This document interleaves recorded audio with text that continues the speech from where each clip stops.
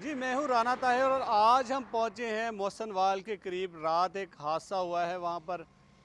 Carry डब्बा और trawler में तसादम हुआ है, जिसके नतीजे में तकरीबन 10 अफराद थे कैरी डब्बे में। 2 तो मौका पर जहाँ पक हुए हैं। इसके साथ जो 8 अफराद थे उनको रेस्क्यू 1122 ने रेस्क्यू किया है और उसके साथ उन्हें DHQ खानेवाल रेफ़र किया गया, क्योंकि उनकी हालत बहुत ख़राब थी और उनका ताल्लुक़ जो था वो भी खानेवाल के नवाही इलाके 168 10 आर से था, जिनमें बच्चे भी थे, छोटे बच्चे बच्चियां भी थी। और स्कूल की जो फ़र्स्ट ईयर की एक तालबा है वो उनकी मौके पर डेथ हुई। इसके साथ जो 2 सीरियस हालत में जो मरीज़ हैं उनको निश्तर अस्पताल रेफ़र किया गया है और 6 जो मरीज़ थे उनको DHQ हस्पताल खानेवाल में रेफ़र किया गया, जिस पर जो 2 मरीज़ हैं वो तो घर पहुंच चुके हैं, लेकिन 4 मरीज़ अभी भी DHQ में ज़ेरे इलाज हैं। यहाँ पर जाए वक़ुआ पर पहुँचे हैं कि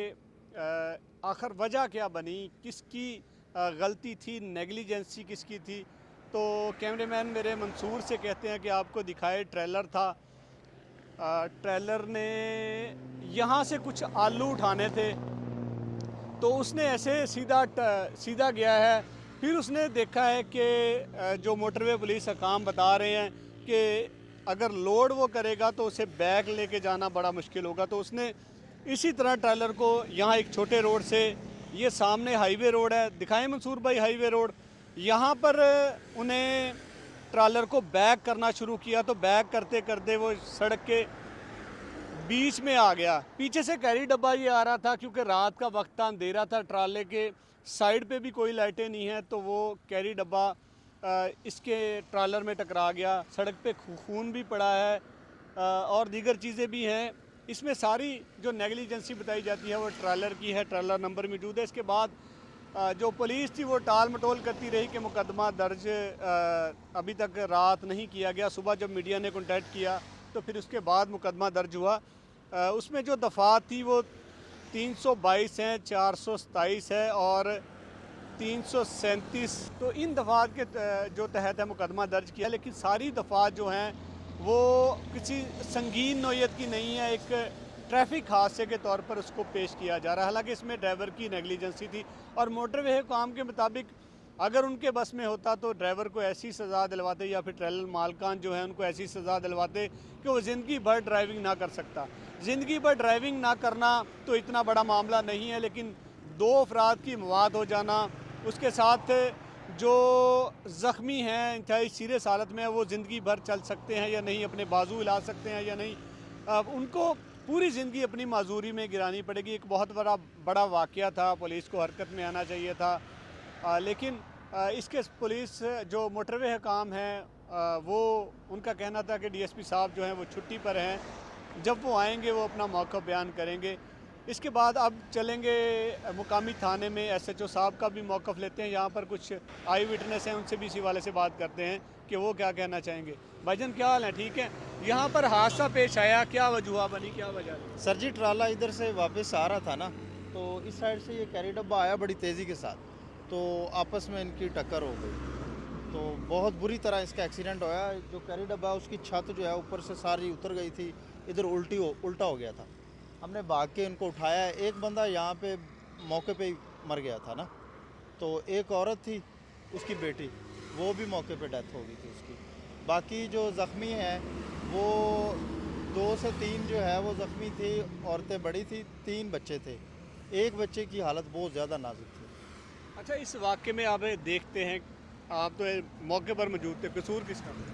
कसूर सर जी आप ऐसे लगा लें, अब इधर से दीवार है ना, तो ये जो ट्राले वाला बैक साइड पे निकला है, इसको इस साइड से नज़र नहीं आ रहा था, तो उसका हेल्पर को चाहिए था कि वो उसको रोकता इधर से अगर कोई ट्रैफिक आ रही है तो हमारे हिसाब से तो ट्राले वाले का बनता ना, तो कोई मेन पे लेके आ रहा है तो उसको चाहिए जब ट्रैफिक क्लियर हो उसी वक्त लेके आए। दूसरा, अगर उसने नहीं देखा तो ज़रा हम अगर आहिस्ता चलाएं गाड़ी या ज़्यादा ओवर स्पीड ना चलाएं तो वो कंट्रोल हो सकती थी। अच्छा, ओवर स्पीड को तो जितनी यहाँ पे स्पीड है गाड़ी की उतनी होनी चाहिए। अगर वो ओवर स्पीड आ रहे हैं तो उनको जो मुतलका हकाम है उन्हें रोकना उनका बनता है। यहाँ पर मौजूद हैं कि नहीं, ड्यूटी देते हैं या नहीं देते। आप बताएं कि मुतलका इदारे रेस्क्यू 1122 ये कितनी देर बाद पहुंची जाए? वो फ़ौरन ही आ गए थे। हमने फ़ोन किए, 2 फ़ोन किए, तीसरा फ़ोन किया, तीसरे फ़ोन पे आ गए। उन्होंने पूछा मरीज़ों की कितनी तादाद है, हमने मरीज़ों की तादाद बताई। वो फ़ौरन यहाँ पे 2 एम्बुलेंस 1122 आ गई, पुलिस भी आ गई और मोटर में पुलिस भी आ गई, सारे यहाँ पे मौके पे पहुँच गए। अच्छा ये बताएं, डेड बॉडीज़ को नहीं उठाया जा रहा था, सुना है वो प्राइवेट एम्बुलेंस पर वहाँ पर पहुँचे हैं, क्या किरदार अदा कर रहे नहीं हैं? नहीं, ऐसा नहीं है। वो जो एम्बुलेंस है सरकारी 1122 उसी ने उठाया है। वो असल में औरत की जो डेड बॉडी है ना, उसको लोग हाथ नहीं लगा रहे थे, वल्लाह आलम जिंदा है या नहीं है इसलिए। लेकिन मर्द की जो हालत थी वो देखा ही नहीं जा रहा था, हाथ कैसे लगाते वो। मतलब हम ही थे ना उठाने वाले, हम कैसे लगाते। अच्छा ये बताएं कि ये जो नेग्लिजेंसी की है ड्राइवर ने, इसके खिलाफ क्या कार्रवाई होनी चाहिए? मतलब क्या देखते हैं कि किस तरह, अगर ये जो 2 मौत हुई हैं, दूसरे माजूर हैं, पूरी ज़िंदगी माजूरी की ज़िंदगी गुजारेंगे, इनके साथ इनको कैसी सज़ा देनी चाहिए? देखें सर, एक तो हमें सबको इससे सबक हासिल करना चाहिए सबसे पहले। दूसरी बात ये सानिया है, तो सानिया में इस तरह जानबूझ के तो किसी को कोई जान नहीं लेता।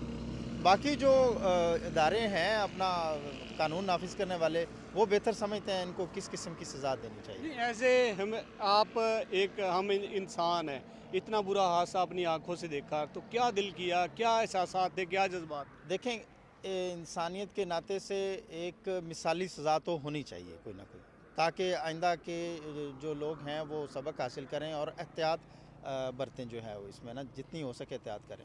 जी भाई ने बड़ी अच्छी बात की कि इंसानियत के नाते तो ड्राइवर या फिर मालकान या फिर इस तरह से उनको ऐसी सज़ा मिलनी चाहिए कि वो आइंदा ये दोबारा ना गलती करें। लेकिन गलती तो एक बार ही होती है, जो जाने वाले थे वो चले गए। अब इदारों का काम है इनको फाइंड आउट करना।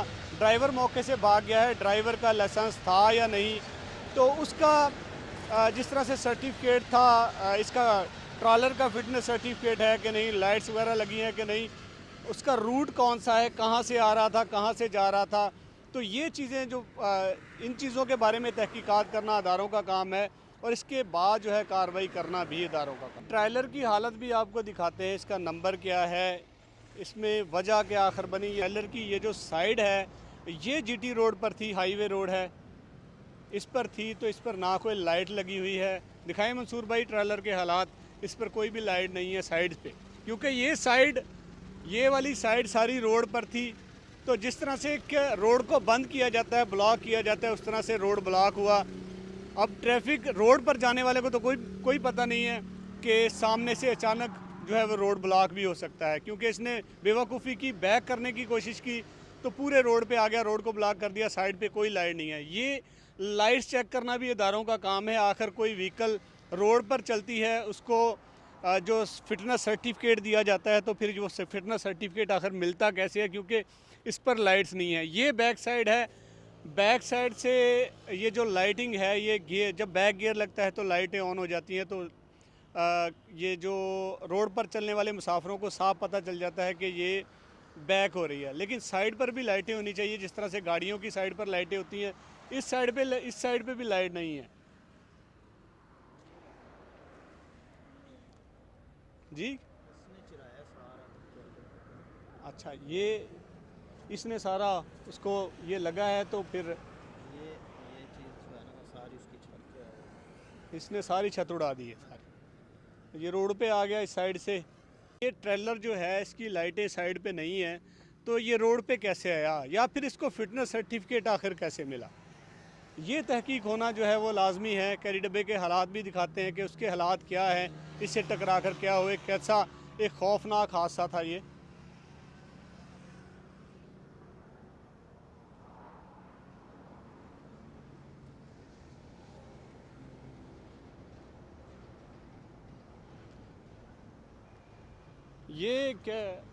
ये कैरी डब्बा है, इसके हालात देखें कैरी डब्बे के, इसके ख़ुद के हालात ऐसे हैं, तो अंदर जो बैठे हुए जो मुसाफिर थे उनकी हालात, बच्चे थे छोटे, ख़वातीन थी, स्टूडेंट भी थे, उनके हालत कैसे उनके हालात जो हैं वो क्या होंगे, किस तरह से बुरी तरह से इंसिडेंट ये हुआ है।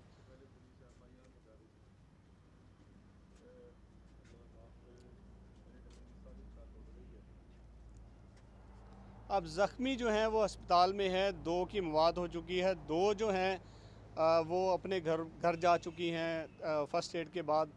तो मुकदमा इसके जो ट्रेलर ड्राइवर है और उसका जो फोरमैन है, साथी जो होता है, उनके खिलाफ मुकदमा दर्ज हो चुका है। मुकदमा किन दफ़ात के जो है वो तहत दर्ज किया गया है, इन पर एक तफसीली बहस करना SHO से कोई जो कानूनी माहरीन है वो अभी बाकी है, वो भी करेंगे, उनके पास भी जाएंगे, उनसे भी पूछेंगे, उनसे भी जानेंगे कि हक़ाइक़ क्या है।